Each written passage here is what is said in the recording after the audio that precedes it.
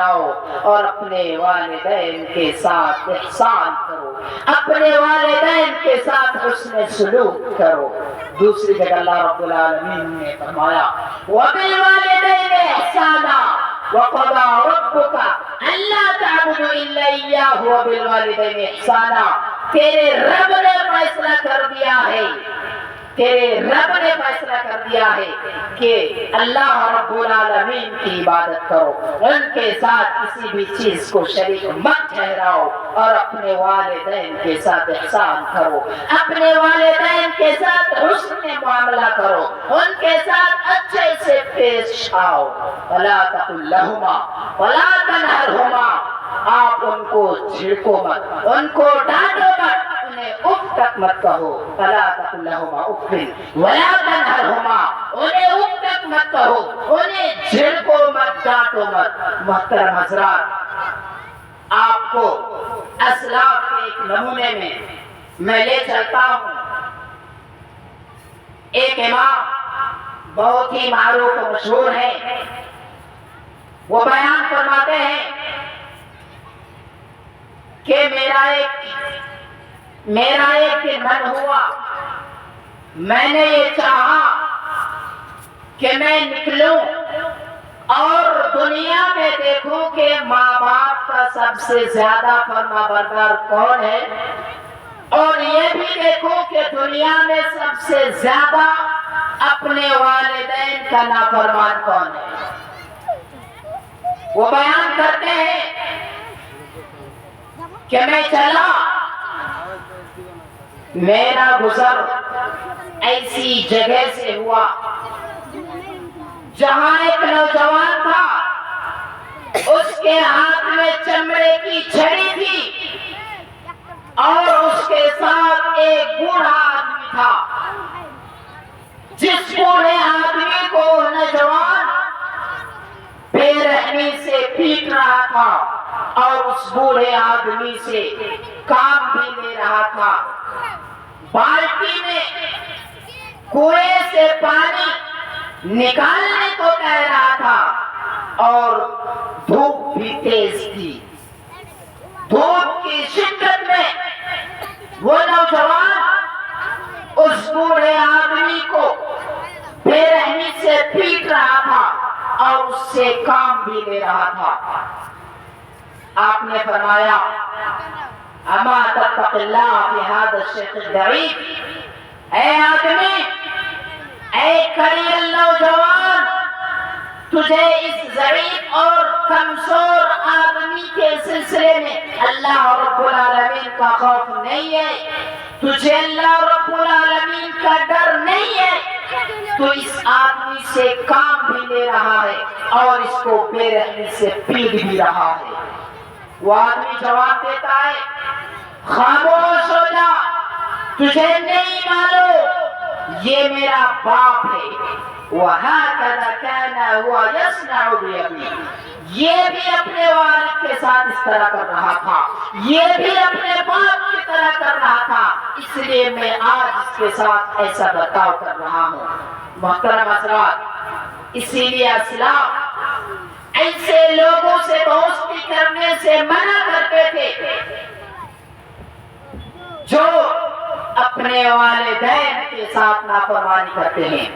عمر بن عبدالعزیز رحمۃ اللہ علیہ یہ فرمان ظاہر کرتے ہیں، یہ فرمان جاری کرتے ہیں کہ اے لوگوں، ایسے لوگوں سے دوستی مت کرنا، ایسے لوگوں سے دوستی مت کرنا جو اپنے والدین کا نافرمان ہو۔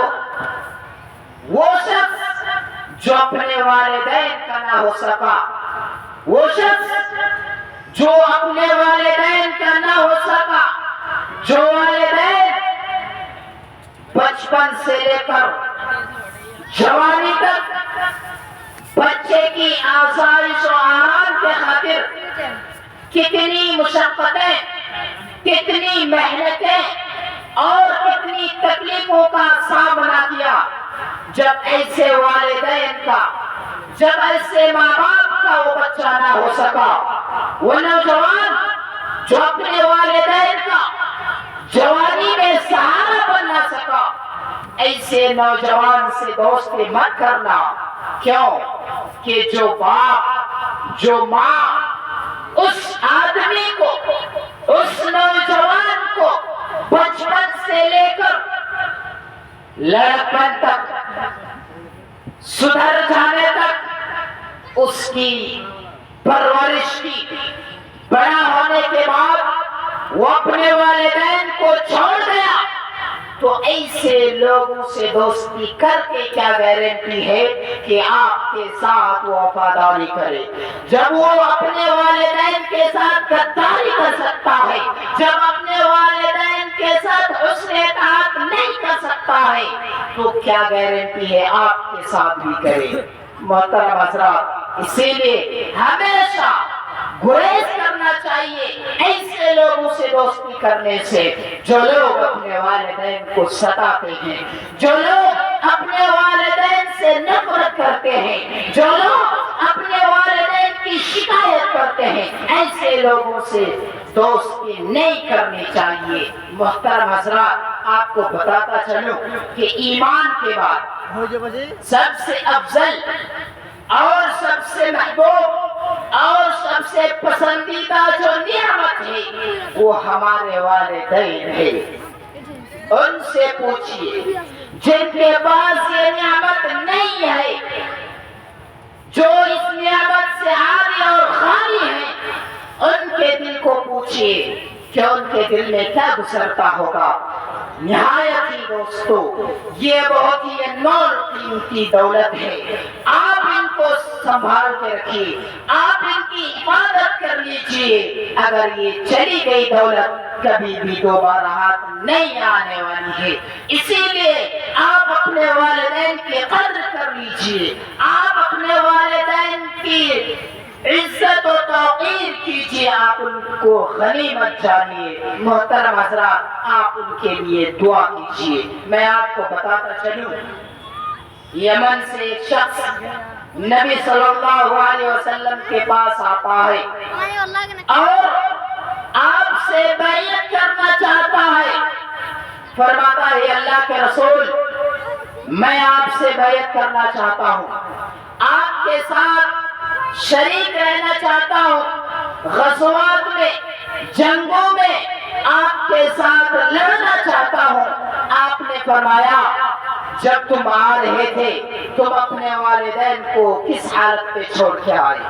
تم اپنے والدین کو کس کیفیت میں چھوڑ کے آئے؟ تو شخص نے کہا، یا اللہ کے رسول، میں جب آ رہا تھا میرے والدین رو رہے تھے، جب میں گھر سے نکل رہا تھا میرے والدین رو رہے تھے، تو آپ نے فرمایا، جاؤ، جس طرح تم اپنے والدین کو رلا کے آئے ہو، جاؤ ان کو جا کے خوش کرو، یہی تمہارے لیے جہاد ہے۔ محترم حضرات، پتہ یہ چلا کہ والدین کے ساتھ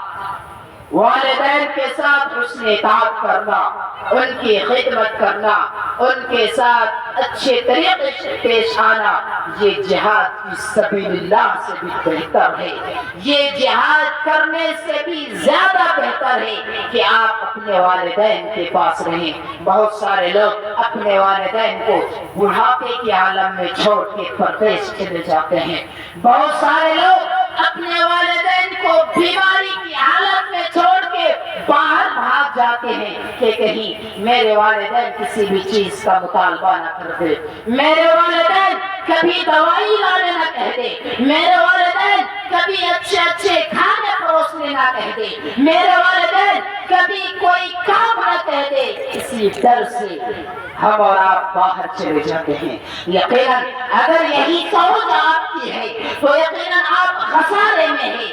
آپ جنت کما لیجئے، آپ کے پاس والدین کی شکل میں جنت موجود ہے۔ آپ چاہے تو اس کو آپ چاہے تو اس کو پکڑ لیں، آپ چاہے تو اس کو حاصل کر لیں، آپ چاہے تو اس کو ایسے ہی بیکار چھوڑ دے۔ اسی لیے آپ کو بتاتا چلوں کہ ہمارے والدین ہمارے لیے باعث جنت بھی ہے، ہمارے لیے باعث دوزخ بھی ہے۔ میں آپ کو بتاتا چلوں کہ رضا ربی فی رضا الوالدین. میرے محبوب نبی صلی اللہ علیہ وسلم نے فرمایا لوگوں سن لو، رب کو راضی کرنا چاہتے ہو، اگر پروردگار کو راضی رکھنا چاہتے ہو اپنے والدین کو خوش کرو، اپنے والدین کو راضی رکھو، ان کے ساتھ اچھے سے پیش آؤ.